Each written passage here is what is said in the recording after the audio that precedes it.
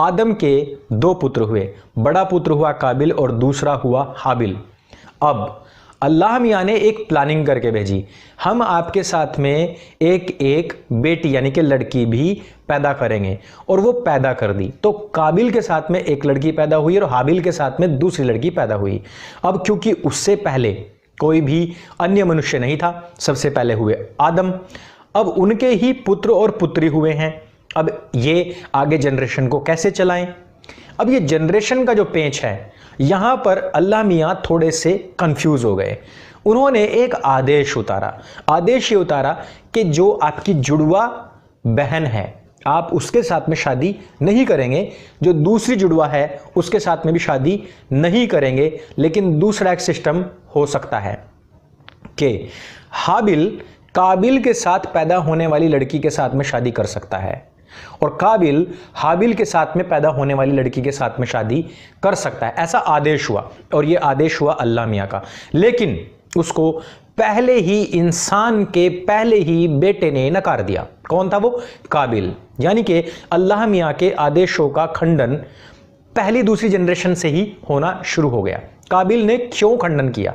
क्यों कहा कि मैं हाबिल के साथ में पैदा हुई अपनी सगी बहन से शादी नहीं करूंगा? क्योंकि काबिल के साथ में पैदा हुई जो कन्या थी वो ज़्यादा खूबसूरत थी। और ये मैं नहीं कह रहा हूँ, ये इस्लामिक रवायतें कह रही हैं, इस्लामिक किताबें कह रही हैं। काबिल ने कहा मैं हाबिल के साथ पैदा हुई अपनी सगी बहन के साथ शादी नहीं करूंगा, मैं अपने ही साथ में पैदा हुई सगी जुड़वा बहन के साथ में शादी करूंगा। और उसका कारण क्या है? वो ही कारण है जो इस्लामिक कौम का पूरा कारण है आज भी, खूबसूरत लड़की। मैं अपनी सगी बहन के साथ में शादी करूंगा क्योंकि खूबसूरत है। लेकिन हाबिल कहाँ चुपचाप बैठने वाला था, उसने कहा कि नहीं, मैं इसके साथ में शादी करूंगा क्योंकि ऐसी रवायत है और इस रवायत को हम झुटला नहीं सकते हैं। तू मेरी साथ में जो पैदा हुई है लड़की उसके साथ में शादी कर।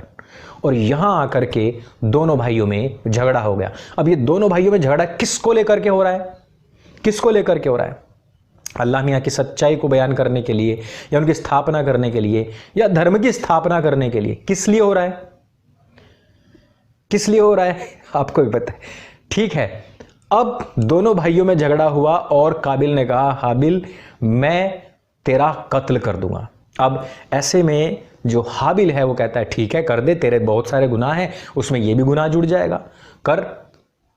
काबिल ने हाबिल का कत्ल कर दिया और वो सबसे बड़ी बात कि वो मर भी जाता है, लेकिन सारी दुनिया का बनाने वाला जो उनसे डायरेक्ट कांटेक्ट में था उस समय पर अल्लाह मियाँ का कनेक्शन बीच में से कट जाता है। वो देख नहीं पाते, उनको पता नहीं लगता है मतलब इधर एक भाई मारने जा रहा है। उनको अचानक से पता लगता है अरे अरे अरे ये क्या हो गया।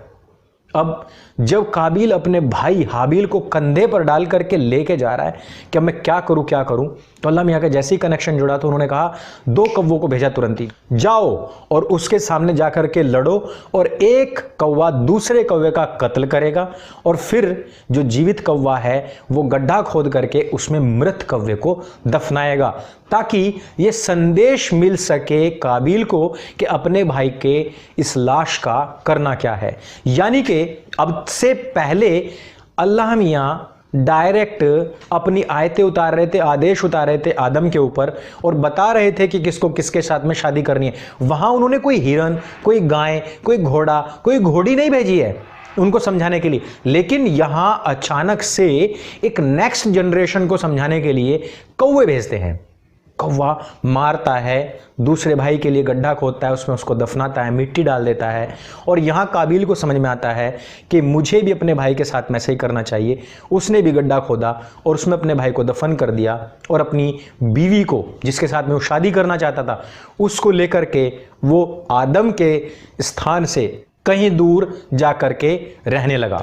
सबसे मज़ेदार जो बात है वो ये है कि अल्लाह मियाँ कुन फाया कुन वाला भी है, वो जो चाहे जब कर भी सकता है, वो जानता है कि आगे क्या होगा, वो जानता है कि पीछे क्या हुआ है, लेकिन वो धरती पर एक ही पुरुष और एक ही स्त्री उतारता है, उसके अलावा दूसरा जोड़ा नहीं उतारता है, ताकि आगे की जो जनरेशन है उसको चलने में दिक्कत ना हो और हाबिल और काबिल जैसे युद्ध ना हो और हाबिल और काबिल की तरह एक दूसरे की हत्या ना करनी पड़े, सगी बहनों से शादी ना करनी पड़े।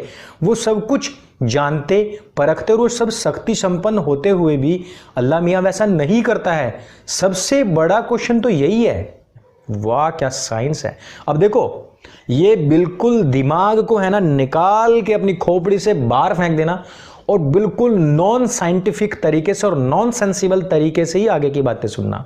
अब हो रहा क्या है, अहमद की रवायत के अनुसार ये कहते हैं कि आगामी भविष्य में जितने भी कत्ल होंगे, जितने भी ज्यादतियां और जुल्म और हत्याएं होंगी, उन सब का जितना भी पाप है वो सारा का सारा काबिल के सर पे जाएगा। गजब की बात है।